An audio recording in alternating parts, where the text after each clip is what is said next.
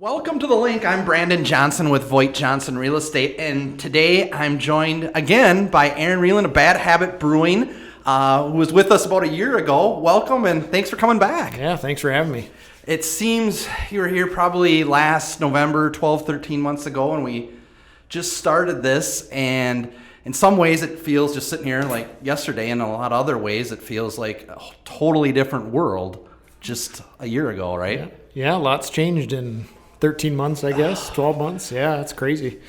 I just wanted to kind of chat with the dynamic of business adapting, what Bad Habit has done. First of all, maybe just give us, for those listening or watching that aren't familiar with Bad Habit Brewing, just maybe tell us a little bit about Bad Habit Brewing, where you're located, et cetera. Yeah, sounds good.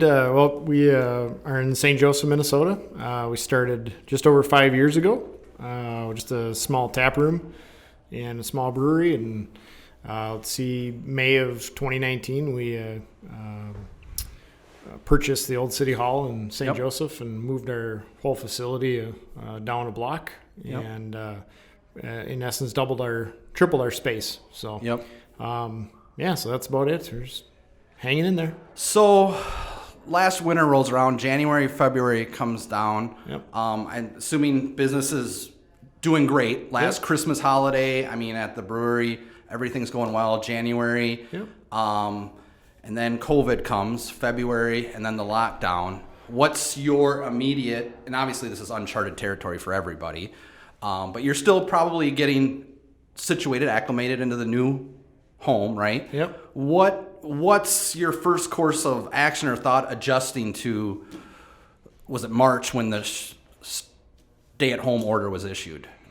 I think, I obviously January and February are normally quieter months for us just in the bar industry. It's after the holidays, but it was nice. We were kind of settling into getting ready for the summer and summer events, and then COVID hit, and I think the first thing we did was didn't really understand what it was or what was going to happen, right? What the effect was going to be for our industry and our state and our country.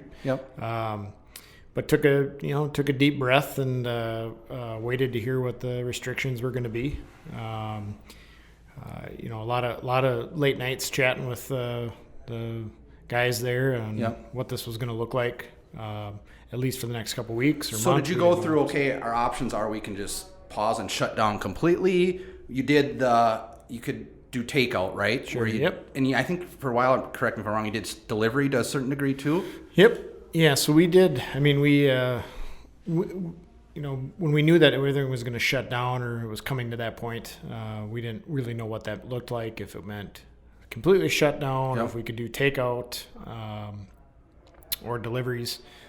So once we finally knew what the final answer was, then we just shifted our business to doing takeout and then delivery. And we did delivery for about 3 weeks, but just realized that we couldn't keep up with Did you do just St. Cloud area?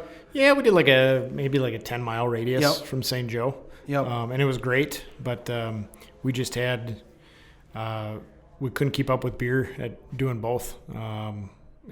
So were you still brewing the same amount for the most part? Yeah. So we actually never, the brewing process for us never slowed at all in 2020. So we pretty much did barrelage that we did in 2019. So it was just more or less shifting our gears from pints to crawlers.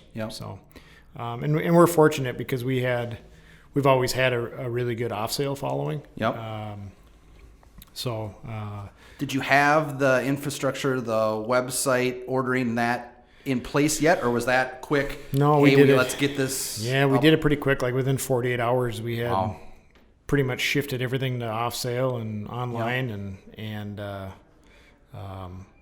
scrambled to find cans. We knew what we did on a normal week of business, and then we were like, okay, we're going to have to triple that. Because you're still producing the same amount of beer. Now it's all in the crawlers versus the glasses.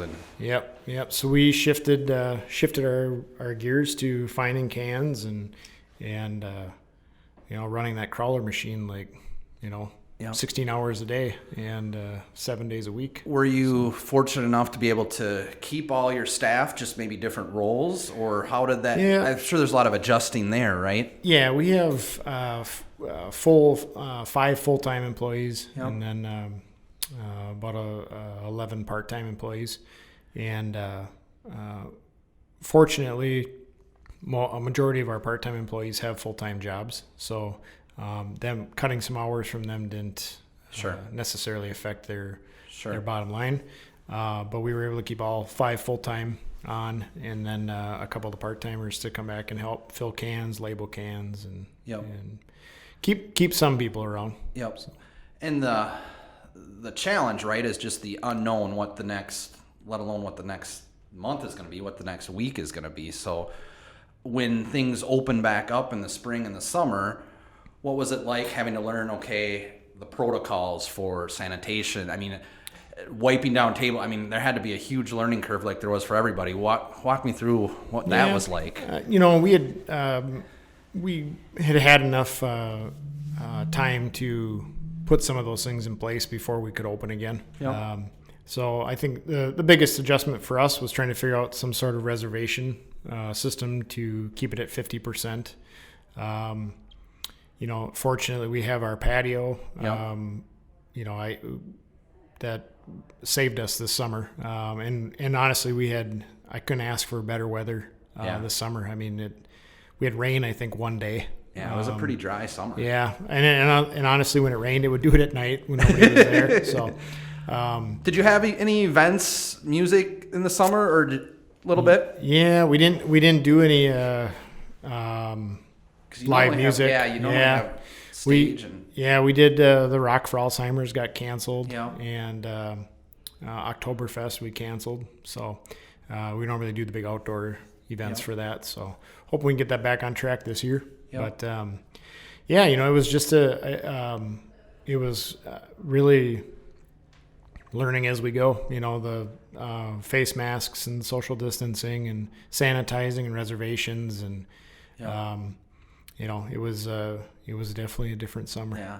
Well, I think you were able to. You definitely had an online presence and a brand already to be able to establish. I was just thinking, some of the other. Obviously, the restaurateurs are impacted way to the extreme, even from a brewery, just on takeout alone. But it was interesting to me. I just saw this last week. Granite City here is now offering Famous Dave's food. Yeah. And so they're basically just selling off that brand and using that kitchen space, which I just thought was an interesting way to adapt and take advantage for both parties, right? Yeah, and I think we saw probably this summer more camaraderie between businesses when everybody could be open. I think we all help try and promote each other more, just as small local businesses. So. Well, St. Joe is unique in the way that what you guys do collectively with rallying around each other. Mary Bruno has done a phenomenal job with the Visit Joe Town branding, and that's just brought the whole community together. So, and we, I'm fortunate enough to say that, our customers are just awesome. They transitioned with us and stepped in to buy crawlers and off sale. And well, I think a credit to you is you had that following loyal customer base beforehand, right? Yeah.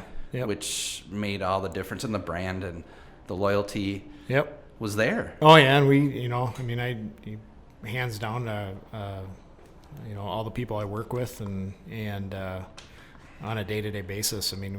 We have a great team of people that stepped in with different roles and picked up slack, and this was a crazy year for everybody, and we'll hopefully never have something like this again. But our team is just, they're phenomenal and stepped up and took the reins with me, and in some degrees it creates a little more stronger, right, to get through it, and more unity even here, going through, and we've been blessed in our industry, but just kind of rallied together, right? Yeah, it's that's you kind of touched on the restaurants and bars, and that's I feel horrible for them that a lot of them just shutting down to ride this out. So, hopefully we can get back to business a little bit more normal here. Absolutely. Soon. Absolutely. Just go back, you made me think when you talked about the other businesses downtown, St. Joe, Jupiter Moon. Yeah. It's got to be kind of a cool feeling to see business, take over your old location, right? And really kill it. Yeah, it was kind of neat. I was in there. I maybe in like May, I think. And then I didn't go back in there until they did a lot. David was done with it. And I stopped one day and he invited me in. I was just floored at how much different it looks, and he did a fantastic job there with it. And it's such a good compliment to St. Joe. Some of the established businesses that have been there, like Bello and La Platte and Sal's and Bodid's and Gary's and it's Slice. Just another compliment to and then you throw Crew in there and Flower and Jupiter Moon and I can't forget Kay's Kitchen. That's like the original eatery in St. Joe. But it's such a St. Joe's awesome. We're so fortunate that they let us move into their town 5 years ago. So. No, David, we had him in here a few months back, and just a neat guy, and it was just interesting to hear his story. And he wanted to start a business, and he really had, I'm paraphrasing, right, but what brings joy to people. That was really his basis for establishing a business, and that's how he arrived on ice cream. Right. He wasn't an ice cream expert, he just wanted to bring joy to people. Yep. That's a good way of doing it with ice cream, I guess, right? Yeah. And he what he told the story of, he was just about to sign the lease that day when the shutdown happened, and he put the brakes on for a little bit, and then thankfully continued with it. And John Petters is he's a good driver for business in St. Joe. He goes out on a limb too for a lot of us. He went out on a limb for us, and thankfully he did. But it's a great town. Yep. I'm assuming no regrets on the move or the new location, or that's been. Nope. That was great for us. Yeah. More space, and we like to host events. Like the Rock for Alzheimer's and Oktoberfest, and we just were restricted by space at the old place. We made it work and it was great, but we got to the point where we grow these bigger, and especially the Rock for Alzheimer's. Wanted to, for us, grow it bigger so we could raise more money for the Alzheimer's Association, and that was in order to do that was be able to get more people there, and so hoping this year that we can get back on track and get that going again. Yeah, for sure. So this fall, things go through the summer. Things are relatively open, right? Just with restrictions, people count, sanitization. We do the close down again that we're currently in now. I suppose it's just we go back to what we did last March, February. Little tweaks are more accustomed now. You kind of have a little more familiarity on how to proceed. Yeah, I think we were, obviously when everything shut down again, we were a little bit more set up for going back into crawler mode again. But it's been different this year, or this time, the second time. It's closer to the holidays, and COVID's a real thing now. Not that it ever wasn't real. I'll put you on the spot a little bit, and you don't have to. You can answer it how you want. Was there any bit in the back of your mind, or with all this talk of we're going to be open anyways? No. I didn't. I couldn't with a good conscience do that. And I've had many discussions with my wife about this too. There are obviously businesses out there that are out of necessity, right? They have to, you know. And that may have looked a lot different for us if we didn't have the off sale, and that I don't have any ill will towards anybody that wanted to open. I get it. For us, though, it was just the point where I was like, this isn't good, but we can make it type. Right. Yeah. And I didn't, I just couldn't do it. Yeah. But like I said, fortunately, we have the off sale to help us get through. So not everybody's as fortunate as we are. Yep, and we're sitting here now, just heading into the new year, not knowing how long this is going to continue or to what degrees when we start to open back up again. But I guess I don't know this, but I'm assuming no craft beer tour this year, January events. What's on the horizon? Any events this spring? Anything? No, I mean I know like the craft beer tours moved to the fall. The St. Cloud one. I don't, we had a couple that we would do in April and May, and I don't know what's going to happen with those. We're actually just doing our 2021 calendar this morning for events for our business, and we put them on the calendar all the way up till like July. But I was like, well, I mean, I don't know if any of this is going to happen, but we're going to at least plan for it. And it's just, if we can't do them, it'll try and do something like it. Might just look a little different, but I don't know. I guess we'll find out here in a couple weeks. Do you find yourself doing anything? Because there's a couple ways to go. I mean, now this time of year, I try to take a little more time for family. Is it a little bit of that? Do you say, okay, let's come up with new merchandise, or is trying to stay busy, or how do you spend your time? How do you stay fulfilling yourself, your business during times like this where you're kind of not operating at full?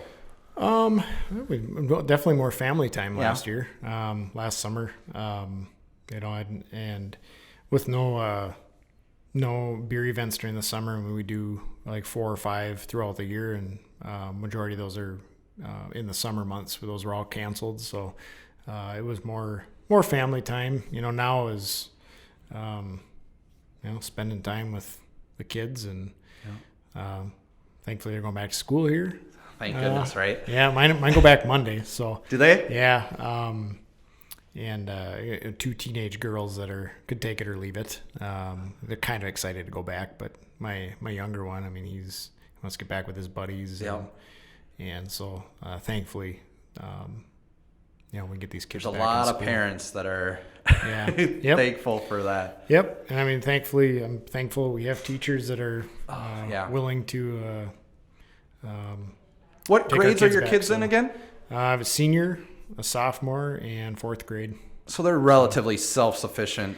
Yeah, the 2 oldest for sure they are. Yeah, a 9-year-old at home, he gets a little bored after half an hour, But thankfully, I have a wife that kind of runs that whole operation there. Yep. So and works full time. So she's pulling double duty. But it's been good. And I'm always looking for the silver lining, but I'll be the first to say the schooling at home this fall is, for obvious reasons, 10 times better than it was in the spring. I mean, in the spring it was, I had a 3rd grader on a Zoom call, and it was just chaos, right? Yep. Now it is like you need to be sitting at a table. It's very structured. It's amazing what these teachers, and when they're in hybrid, they did have kids in their class, and I don't know how they managed it, but the Saints. the kids to be able to adapt and change to experience that. Again, I'm not making light of COVID or anything, but just the ability to shift to that degree at a young age, I think, has some positivity moving forward. Yeah, I hope that we can look back on this in a year and it's way in the rearview mirror, and life is back to normal a little bit, and but I don't know. And then when it's all said and done, I think that there's probably been some good stuff that's come out of this too. I mean, we've probably connected more with my kids and my family in the last year than I would have if we had been wide open working. And we've done more board game nights and movies, and we remodeled our house this summer, and we did it as a family. So it was, kids were helping tear up flooring, and probably wouldn't have done that if it hadn't happened. So it's interesting, and we've played a lot of games more than have probably in cumulative years together, but I was just looking. I'm kind of a nerd like this, looking at online data purchases, and from an American standpoint, the most increased purchases online have been puzzles. Yeah.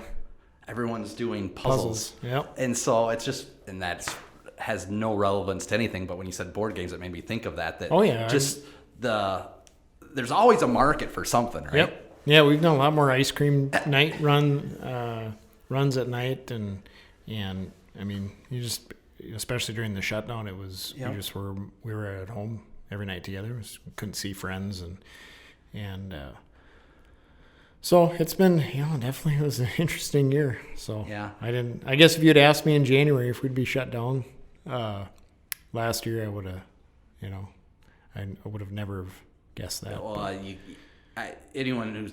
everyone's given up trying to predict what 2 months down the road looks like now, right? Right. You just hope and pray that things continually to get progressively better. Yeah. No, I sure hope so. What's outside of COVID? Any new plans business-wise, Bad Habit? Nothing. Brewing? No, we're just we're going to ride this out and see what happens. The next 6 months. And I guess a lot more splashy beers coming out. And have you done any new beers? A lot. Yeah. Yep. This is last year during the shutdown. We did a lot of stuff that we probably wouldn't have done if we'd been open. Yep. I had the watermelon sour this spring that was really good. I'd never had anything even remotely similar to that. Yeah, and we did a lot of stuff like that, and it was just fun stuff. Fun stuff, yeah, stuff to for people to try, and Mo stepped up his label game. Yeah, he's the best of the business, isn't he? Cranking out like 4 labels a week, and Selmy and Kempton were kept the brew house running smooth. And so you're canning everything right there on site, right? Yeah, and then Eric and I did. I mean, I think we were giving Eric crap about having can hand after this just before or after Speedo. Yeah, way before. Okay, but he filled. I don't know. I don't even know how many cans we filled, but it's all we did for 3 months straight is fill cans. So, but yeah, we. So I don't know, nothing new in the books or in the foreseeable future. I think we're gonna ride out the next few months, and this is kind of a slow time for us every year, anyways. Historically, January and February are usually pretty quiet, so we're just gonna ride this out, and hopefully things get back to somewhat normal this spring. Yeah, I think hopefully March, April coming where should be, all the jokes about eating outside in the snow on the picnic tables, but by March it hopefully... praying for early spring patio weather again. So well, what's your website? Is it just Bad Habit to order online? Maybe give that a plug. Or... Oh sure, yeah, it's www.badhabitbeer.com. You can do curbside or takeout, and we're open Wednesday through Sunday. But our hours are on the website too, and we can pre-pick orders for you. Otherwise, our tap room's open for takeout Wednesday through Sunday also. So I'm trying to have like 20 beers on every week. Wow. So hopefully something for everybody. Well, cool. Well, Aaron, thanks for coming in. Thank you. I appreciate it. Good seeing you. Happy New Year, and wish you the best in 2021. Appreciate you too.